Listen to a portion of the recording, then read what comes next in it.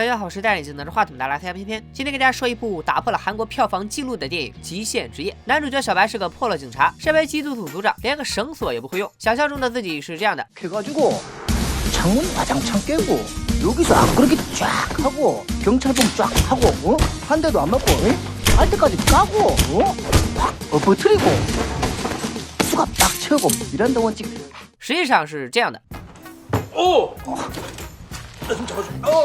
一块来的霸王花看着挺酷，但这出场还不如小白呢。小白一组里一共有5个人，除了他俩，还有一脸猥琐的西瓜头，干劲十足的小鲜肉，留着个小胡子，我照样认识你的娃娃鱼。5个人本来是来抓吸毒犯人的，结果小白先把自己摔得躺着尸，犯人逃跑肯定会劫车啊。他要是遇到早上的上班族，不好意思，你也只能是这个下场。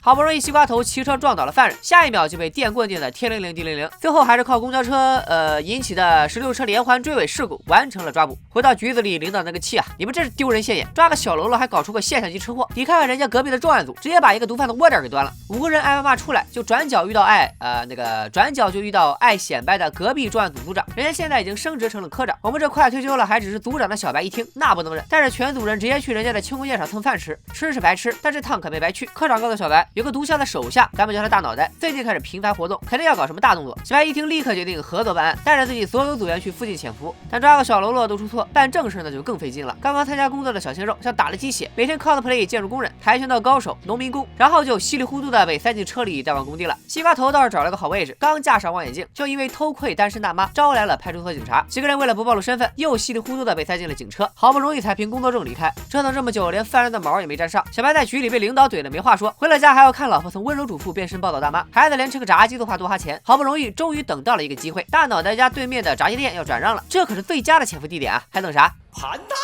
但是领导连1毛钱都不给批，小白只能拿着自己的退休金盘下了炸鸡店，还得对外宣称是个家族产业。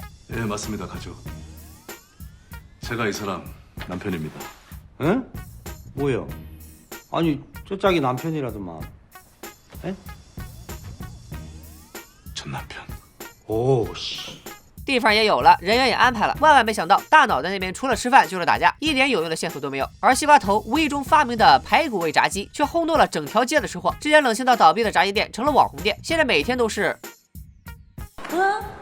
没办法，小白重新安排了分工，西瓜头从负责监视变成了主厨，霸王花从负责监听变成了服务员，小鲜肉从安置设备变成了切菜的，娃娃鱼从负责追踪变成了看门的。当了一辈子的警察，小白终于赶在快退休的时候，凭着卖炸鸡赚到了钱，给老婆来了次包治百病。老婆当场表示今天要提前洗澡。 그게 무슨 말이야?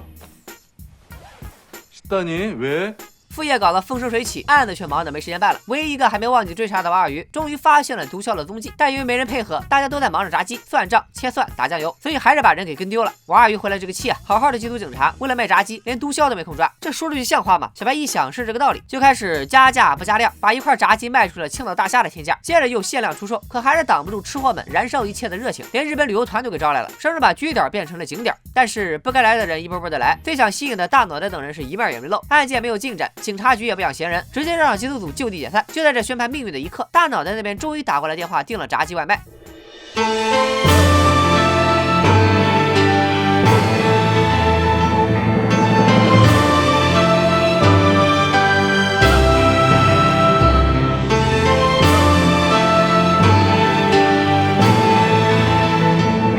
月黑风高夜，小白带着全组拉风亮相。然而到了地址四目相对，那叫一个蒙圈。原来这大脑袋已经搬走了，炸鸡是房东大妈订的。其实想想也对啊，你家客流量这么大，不把人毒贩吓跑才怪呢。人走了，线索又断了。穷惯了的小白一想，抓不到人，能卖炸鸡赚钱也是好的。结果第2天，炸鸡店就被电视台曝光了，说他们卖过从别家买来换包装出售的2手炸鸡。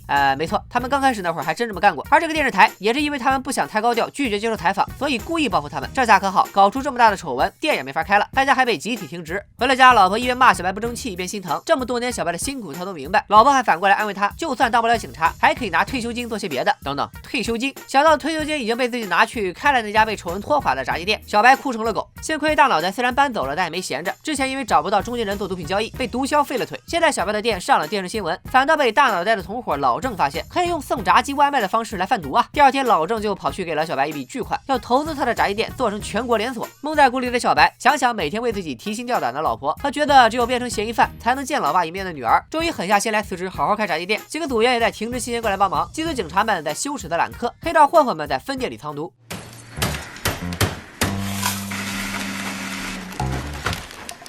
把毒品以外卖的形式卖给了附近的瘾君子，但是随着混混们接手分店，负面报道也一天天增多，都忙着卖毒品去了，谁还给上门的客人做炸鸡啊？小白一看，人不能在一个地方摔2次，职业病犯了起来。他派西瓜头去好好管教一下分店的伙计们，自己带着王二鱼开始挨家顾客调查回访。这一查，整个人都蒙圈了，怎么在我家点外卖的全是些瘾君子呢？西瓜头来到一家分店，发现伙计们居然不做生意，打起了麻将，这他能忍吗？当场就挤上桌也玩了2圈。几个毒贩边打麻将边用中文聊天，说起来这也算是韩国电影里最标准的中文了吧？小偶还行啊，很长时间我真没见过这么磕碜的。聊着聊着就聊到了他们贩毒的事儿，你说巧不巧？这个西瓜头还是个华侨，一句不落全听懂了。啥意思？